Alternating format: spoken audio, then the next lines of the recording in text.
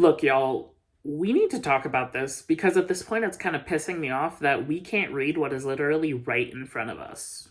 And to preface, I'm not claiming that God is pro-life or pro-choice, but what I am saying is that as a Christian, you shouldn't be mad at people for having an abortion, because the Bible believes beyond a shadow of a doubt that life begins at birth, and that abortion is a neutral action. Now, this video is going to be really simple, but it is well researched. I prefer you not comment until I'm done making my argument, because I am probably going to respond to your points sometime in the video. And I'm going to be reading multiple verses and putting it in context to explain why life undeniably starts at birth according to the Bible, and address some counter-arguments and apologetics for this point. I'm mainly going to be using the NIV version of most of these verses, as it offers the most direct translation without a bunch of fluff. But if there are textual issues between verses and between translations, I will address that when we come to it. And to head off any definition claims, I'm defining abortion as the early termination of pregnancy by removal or expulsion of an embryo or fetus. Miscarriages are classified differently, but the point of entering a definition is because abortion is classified as an action intentionally caused by a party with the intent to terminate the pregnancy. So the argument essentially boils down to this. God says the son shall not be punished for the sins of the father in Ezekiel, but at the same time he commands abortions to happen in the book of Numbers. The only two ways these two things can coexist is if the fetus is not a moral actor in the situation. In Ezekiel 18 through 20, it says the father shall not be punished for the sins of the son, and vice versa. But his father will die for his own sin, because he practiced extortion, robbed his brother, and did what was wrong among his people. Yet you ask, why does the son not share the guilt of the father? Since the son has done what is just and right, and has been careful to keep all my decrees, he will surely live. The one who sins is the one who dies. The child will not share the guilt of the parent, nor will the parent share the guilt of the child.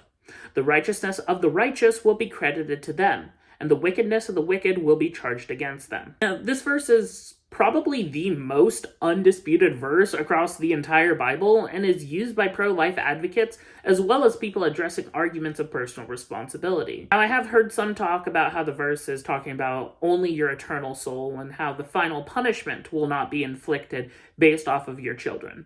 But this is demonstrably false because, given the context of the verse, it is explicitly given as a proverb to the people of Israel, and the proverbs were given as practical lessons as opposed to purely ones with philosophical implication. It's clear by later parts of this verse that this is also giving future philosophical implications, but is also saying that the son should not be punished for the sins of the father in a practical sense as well. It's clear that God is saying in his perfect justice as it's revealed, sons are not to be punished for the sins of their father in any circumstance. This verse is important context because it lays the foundation for the next one, that being Numbers 5:11 through 31. This is the single most important verse in the discussion of abortion as a Christian because it shows the ignorance of people that say abortion is never talked about in the Bible when that is demonstrably false. The verse lays out that if a woman cheats on her husband, she's to be given an elixir which causes her to involuntarily miscarry and become infertile.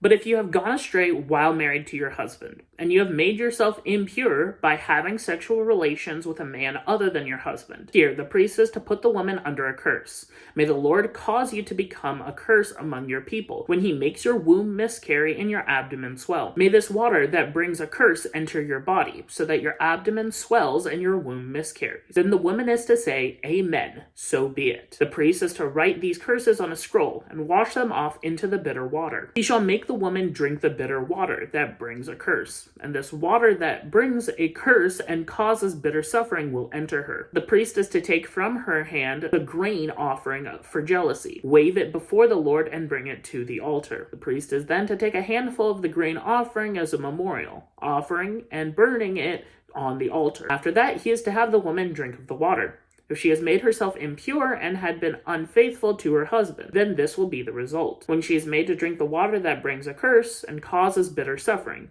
it will enter her. Her abdomen will swell and her womb will miscarry, and she will become a curse. If, however, the woman has not made herself impure but is clean, she will be cleared of all guilt, and she will be able to have children. This is a rather long verse, but I didn't leave out any relevant context. under direct command from God, if a woman is suspected of cheating, her husband is to bring her to the priest, who will give her bitter waters, and if she cheated on her husband, she will lose the baby and become infertile as a result of the potion. These two verses give us important insight because it's impossible for them to coexist in tandem if the fetus is a moral actor. God cannot contradict himself, yet he has two rules that would have been in place at the same time. A ritualistic rule saying to perform this ritual that could result in a consensual forced miscarriage, which by all definitions is an abortion. And later, but still coexisting, a practical proverb saying not to punish the sins of the father on the son. Both of these rules existed at the same time, under the same covenant, and were never touched again by future laws. Simply put, either the baby is alive, and God commands you to do two contradictory things, or the baby was never a moral actor to begin with. I will address supporting claims and the counter-arguments, but the last verse I'll bring up in this section is Exodus 21:22 through 23. If people are fighting and hit a pregnant woman and she gives birth prematurely, or she has a miscarriage, but there is no serious injury, the offender must be fined whatever the woman's husband demands, and the court allows. But if there is serious injury, you are to take life for life. This verse views the baby as lost property, which is why it results in a fine. You don't pay life for a life when a fetus miscarries as a result of your actions, because the fetus is not a life in the Bible. This one is literally indisputable. If the baby was a life, it would command a life for a life. But the fact that the soul has not entered the body until birth points to the fact that it is impossible for this to be the case. Because if the baby was even a day old, then it would be impossible for us to do anything more than a life for a life. But because the baby is not born, the only life that matters is the mother. And the only thing lost if the baby dies is monetary value. God commands abortions, essentially claiming that it's not punishing the son for the sins of their mother, because it continues happening after Ezekiel's verse was given. And the only other time he talks about the worth of the unborn, he implies the same laws as he does for property. There are no splitting hairs. The only interpretation you can take from this is based off of your own biases, if you do not directly read what the text says. But in order to quell some doubts about this line of argumentation, I will address some counter-arguments and apologetics that I've heard trying to discuss this topic. So the first one is the question about, what about all the other verses that point to the idea that the baby is alive? Now, this is the most common talking point, but I believe it is actually the weakest when it comes to having this conversation. In Jeremiah 1:5, it says, "Before I formed you in the womb, I knew you. Before you were born, I set you apart. I appointed you as a prophet to the nation." So the Lord knowing you implies that the soul exists before the body, and that the soul entering the body is a separate process from the soul just existing. Jeremiah only indicates that the soul is eternal, and that it will be there both before and after our bodies. God knowing us before this point only implies that your worth is entirely separate from your body, given that he knew you before the body even existed. This one doesn't actually support the point of abortion or non-abortion, simply because it has nothing to do with it. It has nothing to do with the body, and he knew you before the womb. Therefore, he knew you before your soul had entered your body. Psalm 139, verse 13, "For you created my inmost being. You knit me together in my mother's womb." Now, knitting together in your mother's womb just implies that the body was made in the womb by the express intent of God. But it isn't claiming that it is alive during this entire process. God made everything with express intent. He knit together everything. But you wouldn't say destroying everything is the same as killing somebody. It makes no moral claims about the body. Just because the body and the soul exist by the express intent of God doesn't mean that the body suddenly has more value. The soul is what has the value, as the soul is what determines you, as opposed to simply just a vessel. Furthermore, if you read into verse 16, it implies that God formed your body, but that he knew you before any of this body came into existence. He ties moral value purely to the soul, not to the body. And as we see in Exodus, we can tie monetary value to the body, but we can't tie monetary value to the soul. The only thing that can pay for the soul is another life. And in John 1:41 through 44, we see a fetal John the Baptist leap for joy upon hearing the news of Jesus. Now, I actually think this one is easily the best case for the argument, but I believe it's almost 100% allegorical. It's not that it's impossible for it to happen, but it simply isn't supported by all the other verses that I've brought up. And it's not what the Bible actually indicates to us. Us saying that literally one verse is allegory in the face of multiple other verses that say the opposite is far more likely and should be considered when analyzing these verses. Now, the second talking point I've heard is that Numbers isn't talking about abortion at all. Now, this is a common rebuttal, but it doesn't really hold up to scrutiny.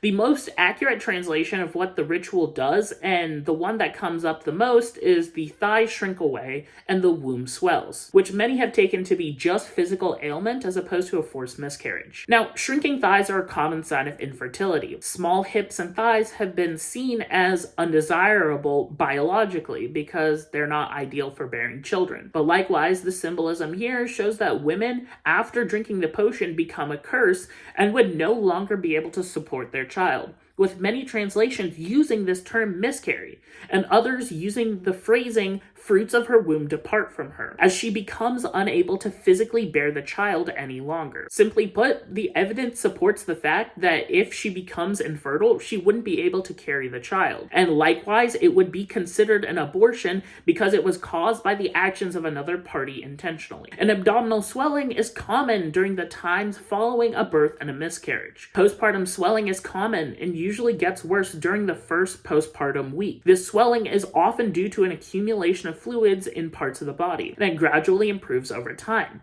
Additionally, the uterus starts contracting back to its pre-pregnancy state after birth, and the cells in the body that swell during pregnancy begin to release excess fluid, which is expelled by the body through pee and postpartum sweating. It is illogical to assume anything other than a sterilization and subsequent miscarriage in this case. Furthermore, in the verse following this, it says if there was no infidelity, she would be free to bear her child. The most likely reason a husband would suspect his wife of infidelity is through pregnancy. The ritual was almost 100% done to pregnant women, and if there was a miscarriage as a result of it, it would be evident that the woman was unfaithful. This is clearly a law that instructs abortions if the woman was unfaithful. Now, I think the most common talking point I've heard is that this is the old covenant, so we don't have to abide by those laws. So what? This is objectively the worst response for this argument because it makes no forward claims. Assuming God is a moral God, if he gave a command at any time, it means that that command was just for that time and place. Now, just because it was just then does not imply that because we're under the new covenant, it is now somehow unjust. Unlike all other punishments, which solely affect the individual and their autonomy, taking away their property, their life, etc., this would be one that is taking the life of another for your sins, which would be unjust unless the Bible didn't believe that the baby was alive. Immutable truths are just that, immutable. Regardless of the circumstance, the commands of the Bible can be viewed as just given the time and place. But even if there's dispute as if it's entirely just, it cannot be unjust, or else that would imply that God gave an unjust command, which isn't congruent with his nature. So likewise, it can be considered just in a certain sense for him to wipe out an entire people group because of a very specific circumstance. But this wasn't just a singular command. This was said to be repeated for every woman suspected of cheating. God commanded a repeated action. So regardless of if it was a punishment for the mother, God cannot present an unjust punishment. So the only conclusion that we can come to that is congruent with all of his statements is that the baby is not alive until birth. And that fact doesn't change just because we're under a new covenant. Now, this one is interesting because it's the least supported one. It's God was protecting the line of Jesus, so it was necessary. No, it wasn't. This is not only an extrapolation that goes far beyond any knowledge that we have, but it doesn't even make sense because it wouldn't jeopardize the line of Jesus at all. It's not like the law only applies if she cheated with a non-Israelite man. This applied to any infidelity, and thus was a punishment, not a safeguard. Additionally, God didn't need to protect the line of Jesus at all through this manner. The line would have been destined regardless, and the fact that the woman is sterilized means that there's no way for her to enter the gene pool at all in the line of Jesus. This point is honestly illogical and goes to prove that many apologists don't account for the implications of their assertion. You are essentially implying, under your worldview, that God killed thousands apparently babies, to protect the line of Jesus that was already guaranteed to happen regardless of if he took these actions or not. It didn't protect the line of Jesus, and this line is simply nonsensical. And this last one is kind of interesting because it's actually a common atheist talking point. But he killed David's son so he can make an exception for his rules whenever he wants. And honestly, this is the best one because it's kind of true. David's son is killed as a direct result of David's sin. So thus, God can make an exception to his immutable rules whenever he wants to for whatever context he deems fit. This is objectively true, as if God wanted to, he could snap his fingers and make everything disappear. Morality be damned. But the reason that this doesn't happen is because God chooses to stay morally consistent. There are multiple apologetic reasons why he didn't do it in this case. I always find myself special pleading because unlike the verse in Numbers where God commands another person to do it, that being the priest, God kills David's child directly, himself. He cannot command someone to repeatedly do something that is unjust, but if he has the correct reasons, then he himself can do something that could be viewed as unjust but really isn't. This is such a hard verse to grapple with in the Bible because I will say that there are very few interpretations that you can take other than just asserting that God's will should be done. And honestly, you can justify it however you want with special pleading, but you can't do it with this verse in Numbers because, simply put, it is a repeated action. God is commanding somebody to do something that would be, for all intents and purposes, unjust, which he cannot do. So likewise, if he does something that could be interpreted as unjust, he can do that. But he can't command other people to do it. So in summation, God commands abortions to be done. And those abortions cannot be immoral simply because of the fact that God commanded it. The only way you can justify the baby being alive in the womb is to say that God contradicts himself when he commands the murder of thousands of children for centuries, then claims that the son shall not be punished for the sins of the father, yet this ritual continues to happen. The only way for the verse in Numbers, the verse in Ezekiel, and the verse in Exodus to all remain consistent is if God had not yet breathed the breath of life into these children until they were born. While you can special plead for your own subjective morality, you are ignoring the moral weight that God has already assigned to these unborn children, and it is as nothing more than a clump of cells, with nothing more than the value of lost property. But if you disagree with my point, I'd love to hear why. Feel free to comment, respond, or engage with this video however you see fit. I would love to have an in-depth conversation with anybody about this topic who wants to have it, so leave your comment and let me know. And I'd be more than happy to debate or just talk to you about it over a live stream. Until next time, signing off.